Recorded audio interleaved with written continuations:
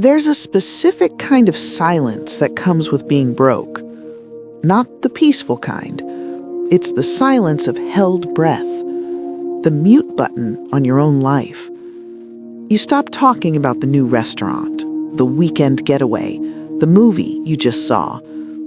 Your world shrinks to the size of a bank statement, and the only voice left is the one in your head, quiet, relentless, always whispering numbers. My name is Ava, and 6 months ago I thought I was drowning in debt. Turns out I was just learning how to hold my breath. The debt was the water.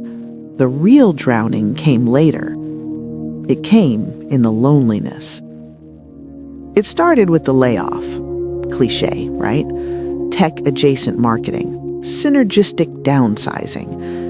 They handed me a branded coffee mug and a severance package that lasted exactly 3 months in a city that eats savings for breakfast. I had a plan. Update the resume, network, hustle. And I did. I sent out so many applications I started dreaming in LinkedIn formatting. But the silence from my inbox was louder than any rejection. Those, "We've decided to move forward with a candidate whose experience more closely aligns," emails became a daily meditation on inadequacy. Then the first domino fell. I canceled my yoga membership. Just for a month, I told myself. Then the wine subscription. Then the book club that met at that cute, overpriced bar. Each cancellation felt small, but together they stitched me shut. Tiny social sutures sealing me from my own life. But the real fracture was Ben. Ben was stability, a high school teacher, passionate, underpaid, calm in a way I leaned on. When I got laid off, he was my rock. "We'll figure it out, Ava. We're a team." But figuring it out started to come with costs he couldn't see. He'd suggest a cheap date, a taco truck, and a walk in the park. All I could see was the math. 2 tacos, $14. Gas, $3.50. $17.50, or one less minimum payment on my credit card. My brain became a ruthless accountant. He'd say, "Let's just go out, forget about it for one night." And I wanted to scream, "Forget? It's living in my apartment. It's in the room with us right now." But I didn't scream. I shut down. Headaches, fake deadlines, freelance work that didn't exist. The excuses were cheaper than the tacos.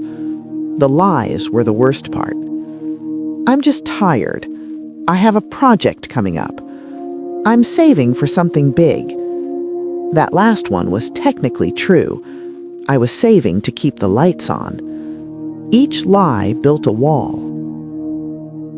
I watched confusion in his eyes turn into frustration, then quiet hurt. He thought I was pulling away from him.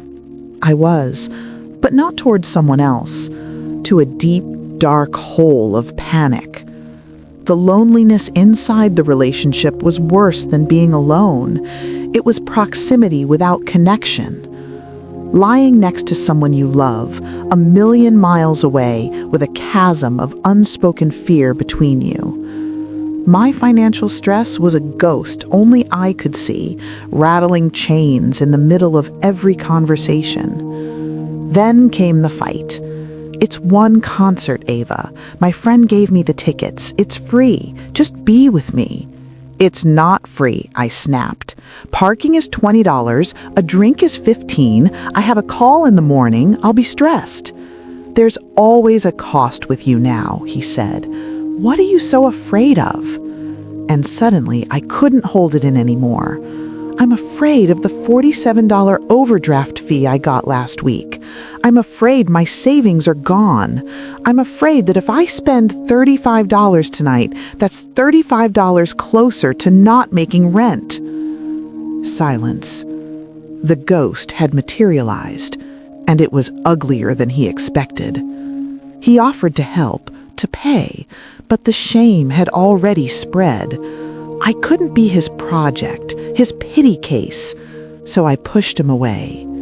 2 weeks later, he said he needed space. He said I was unreachable. He wasn't wrong. And just like that, the loneliness wasn't internal anymore. It was structural.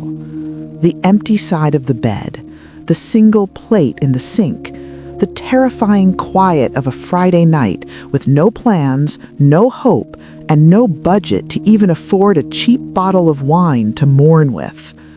I tried to explain it to friends. How do you say, "Sorry, I can't come to your birthday dinner. If I see a $40 entree, I might actually dissociate"? They offered to pay. That felt worse. I became the friend who always said no. The invites slowed, then stopped. My world became a small island. The mainland was full of people living, spending, laughing, and I was marooned with my spreadsheets and panic attacks that arrived like clockwork right after rent. I started doing gig work, delivering groceries. One night, I delivered a bag to a sleek apartment building, artisanal bread, organic cheese, steak, 2 bottles of expensive wine. I set it outside the door. And inside, I heard laughter. A lot of it. The kind that comes from comfort, from being together. I stood there in that fluorescent hallway, smelling someone else's dinner, listening to someone else's joy, and felt a loneliness so deep it hurt physically.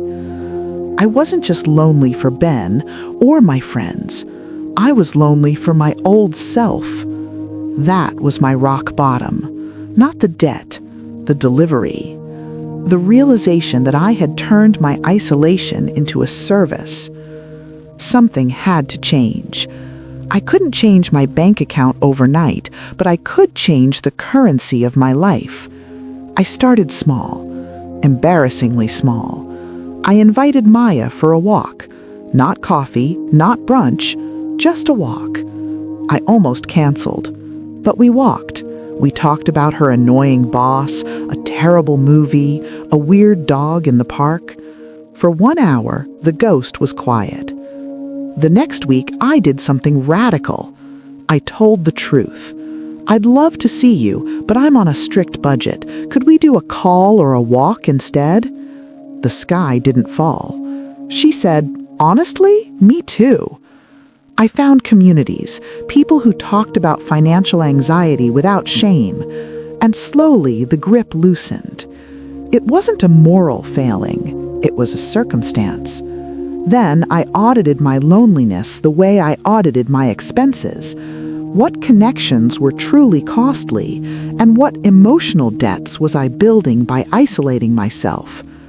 I realized I was bankrupting my heart, so I started investing.